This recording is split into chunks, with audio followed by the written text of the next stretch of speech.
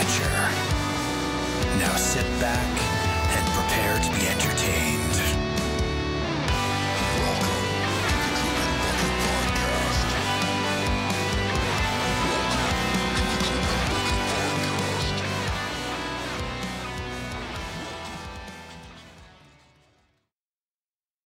Bucket Podcast. Welcome back to the Dripping Bucket Podcast, where myself, Krystle Matar, and my buddy Michael Fletcher, and some random crazy person we found on the street talk about books and shit.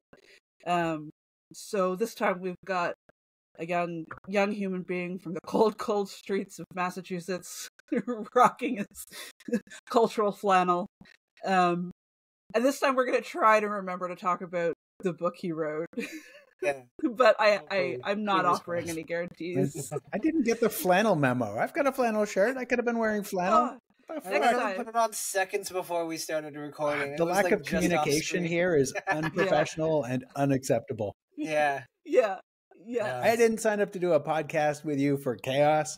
You're supposed to be keeping us on order. This is supposed to be a slick and orderly. I think if there's anyone I go to for order, it's Krystle Matar. That's who I think of. I truly believe it's a signal of your unprofessionalism that you assume that I could keep you in line. So there. Your first mistake was trusting me to hold down this fort. Exactly. Oh, man. Okay, Connor. Okay. So, after The Sword in the Street, you kind of picked yourself up, dusted yourself off, and wrote another book. Yeah. This one is currently a SPIPO finalist for SPIPO 9. Yeah. And it's getting really good feedback, not just from SPIPO, but kind of from the market as a whole, specifically because of, like, shocker, the deep weirdness that you're capable of bringing to the table. Yeah. So someone was just telling me I'd love about for you to today. talk about, like, how that came to be. And I've got the inside track, so I know, like, the first draft wasn't as weird as the final product was. So why don't you talk a little bit about how, like, you layered some of that in? Yeah. It started with, I had been working on a sequel to The Sword in the Street, but The Sword in the Street wasn't doing so hot, so I didn't want to write it. Oh man, you complained so much. Yeah, that was like the first. This book was like the first time I think I went to you for writing advice and things. And I remember specifically, it started on May 18th, 2021. I remember the exact date. I was at like a laundromat, and I had an image in my head, came into my head of like some dude on a cyborg horse, and there's like this weird like half alive fog around him, and I remember writing on my notes app at the laundromat and sending it to you, like, I don't know what to do with this because I'm writing another book, and you were like, write this one and you can go back to the sequel. Sword in the Street in a minute. And I was like, okay, cool, brief temporary pit stop. If it's a nothing burger, then you've kind of satisfied the curiosity and you can go back to real work or whatever. But it turned out to be real work. Yeah, it turned out to be much more. So like, it started as like I wanted it. I knew I had a cyborg horse, and I knew I had weird sort of ghost things that were like not actually alive. And the ghost stuff was a carryover from previous ideas that I'd been writing like from years back. I think the first time I tried to put it into anything was February of 2020. Yeah.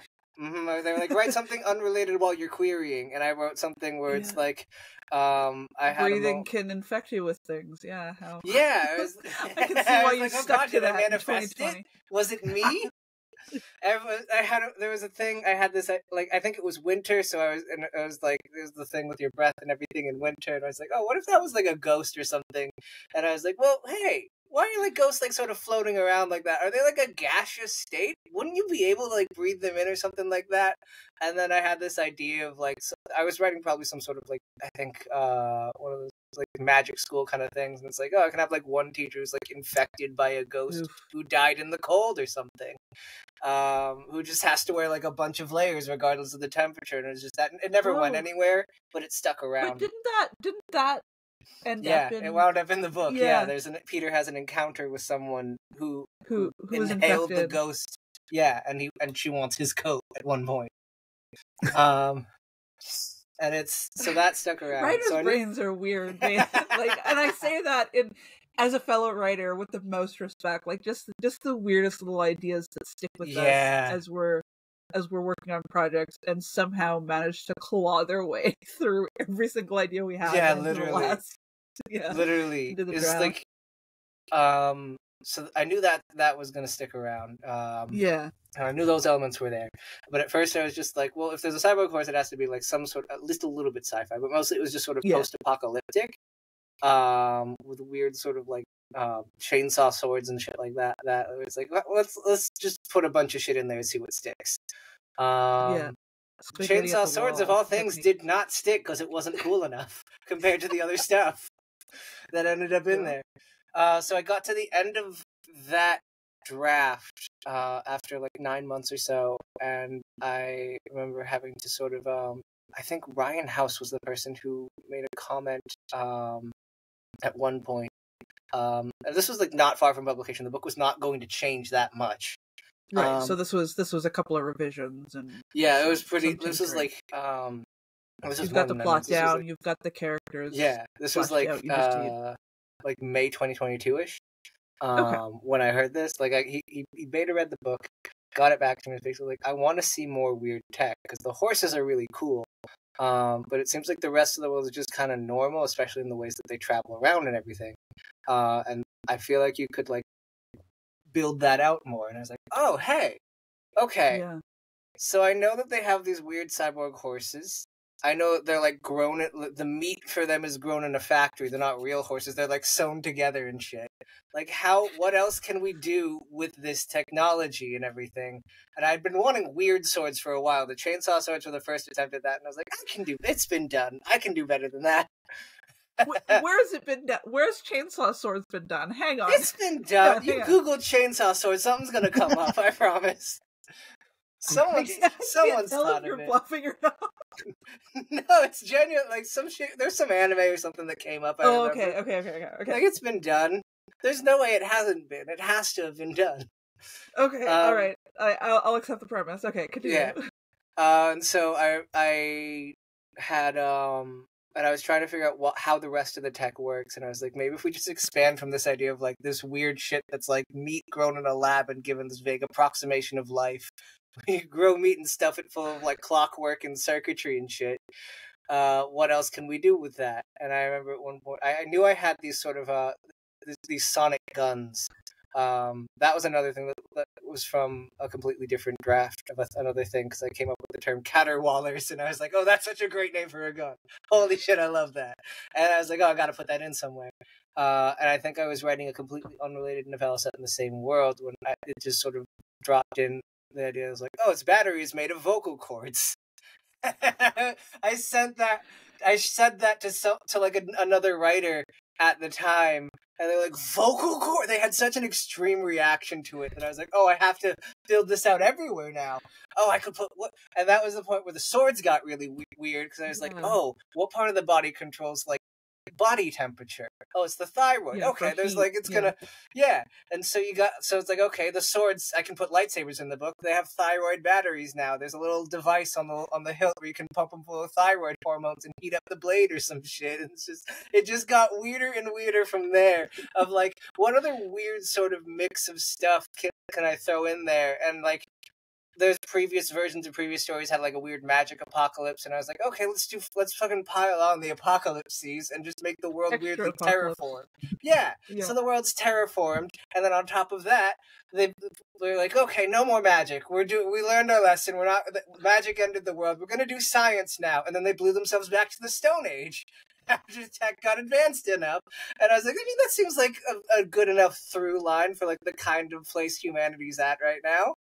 It's just sort of like keep finding ways to just like what and now there's like a weird fusion of like magic and tech, and they're doing a bunch of weird shit, and they're on the course to blow themselves up again. And that's how you ended up with a book that is both a finalist in a fantasy competition and a semi-finalist in a sci-fi competition. Yeah, I didn't think they'd let me get that far. I thought they'd see that and be like, I was in the fantasy one. Yeah, I thought someone would put a pause on that. Like, oh, he got to the fantasy one. We can't let him in this one too. It's either or.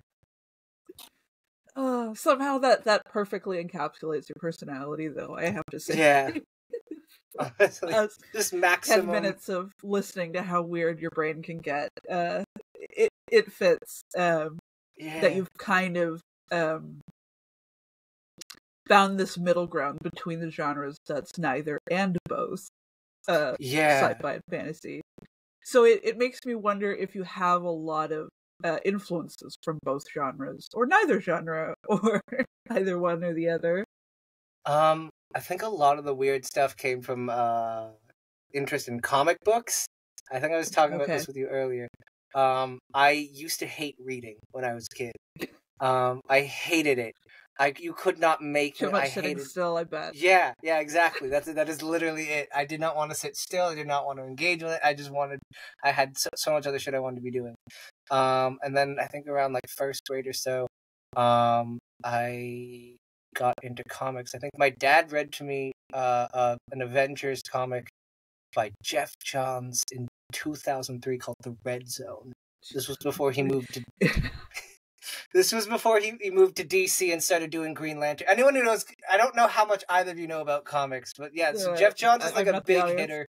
Jeff Johns was a big writer in DC Comics in like the 2010s. Like he revitalized Green Lantern, and it got so fucking weird. And I was in high school. I like grew up with like Green Lantern becoming like this huge, weird sort of like intensely just sort of in the 2000s. Yeah, no, genuinely, like it's like Hal Jordan becomes Green Lantern and like Green Lantern Rebirth in like 2010, and then that whole arc finishes in like the Blackest Night saga in like, I want to say like 2011, 2012.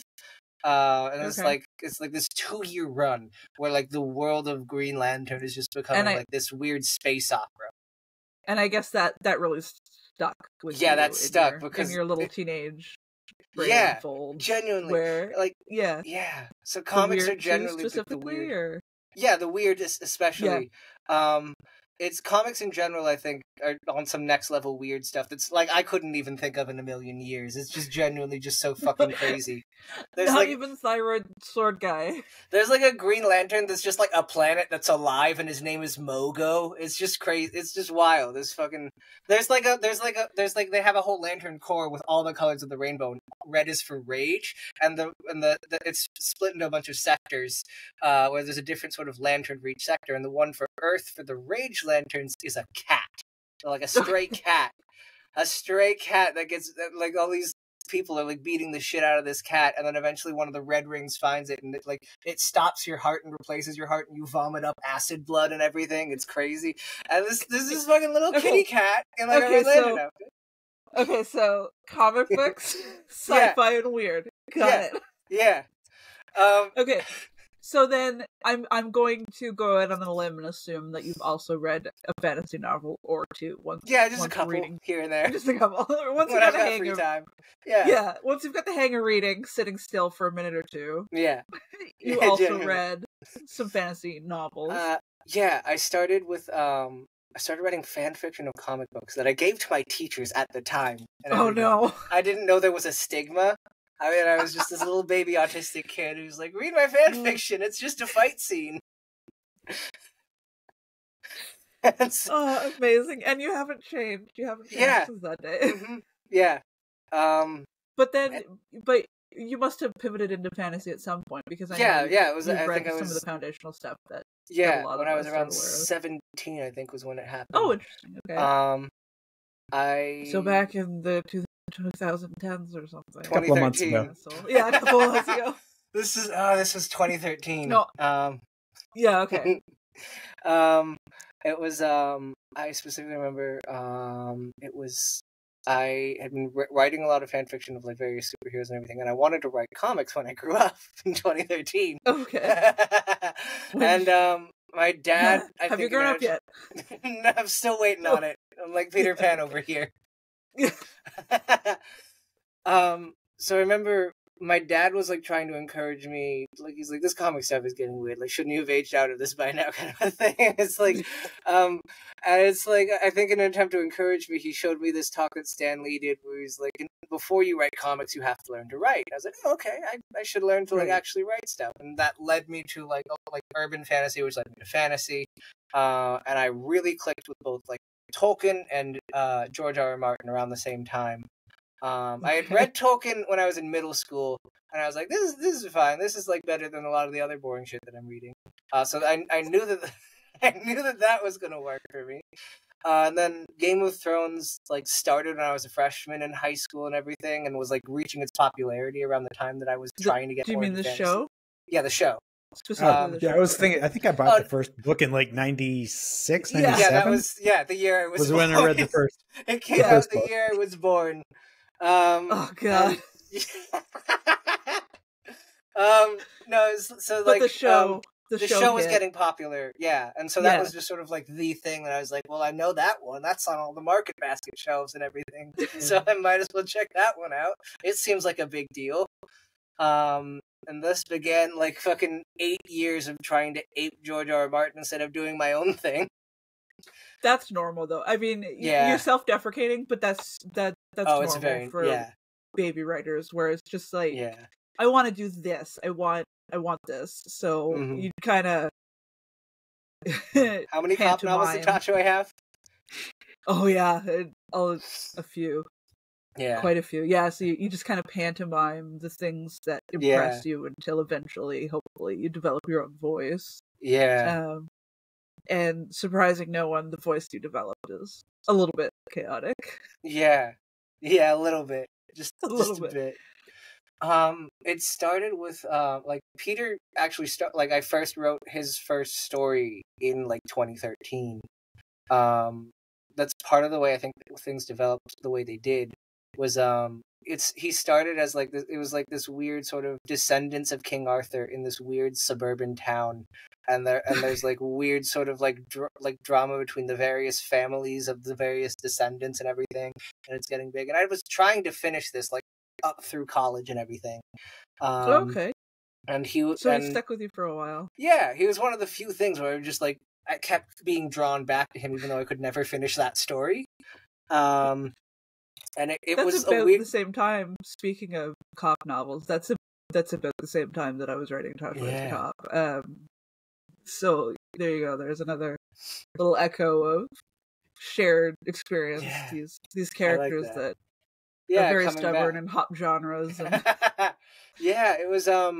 So it started with that, and it was this weird YA family drama kind of thing. Like the dad ends up being a descendant of like Morgan Le Fay or something, and is addicted to magic or something. And there's this weird like fucking thing going on. Yeah, it was really cool, sort of middle grade YA, very Percy Jackson kind of thing. But I could it was very much aping that kind of style. A lot of like direct asides to the reader kind of stuff. And then I never was able to finish that story, but Peter kept cropping up in other stories. Like I'd name a character Peter. It wasn't until talking to you that I realized like, oh, this is the same guy. This is not just like an incidental sort of naming thing. I just like that name. I'm just a big fan of the name.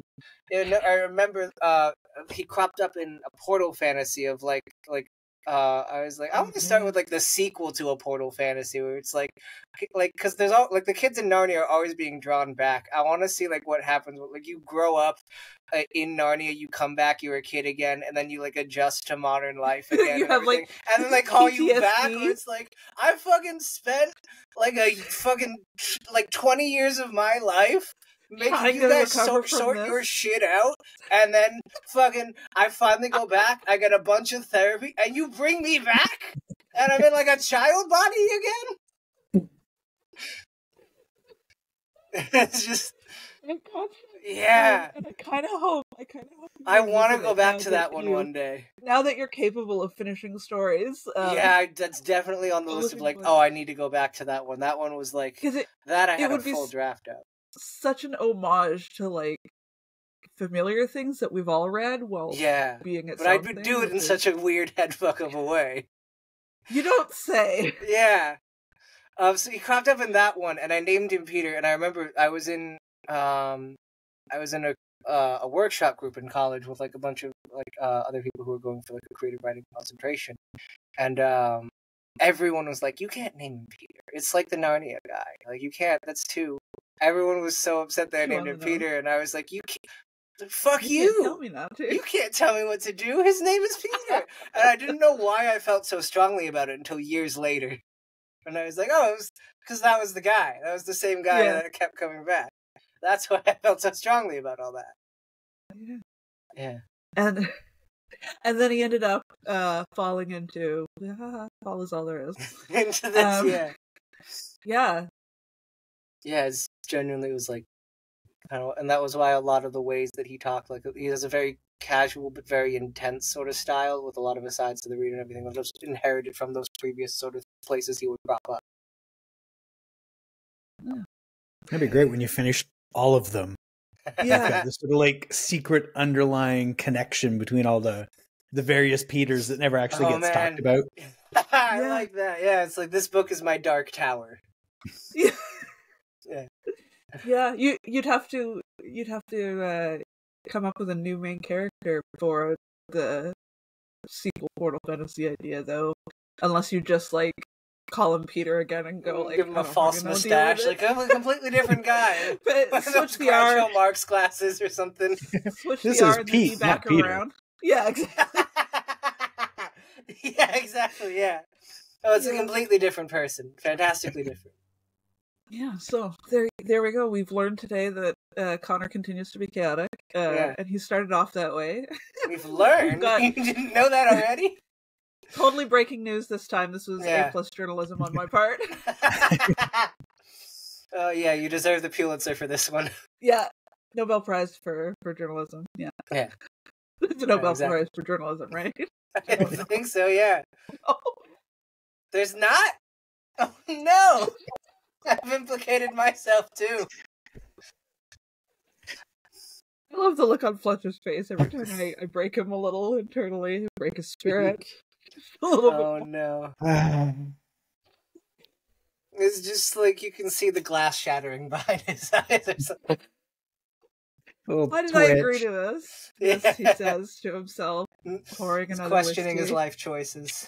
Why did I do this? Where did I go so wrong? You missed the Wizards, Warriors, and Words guys and decided. Oh, that's right. That's right. I've had. You know what? It'd be fun to have a podcast again.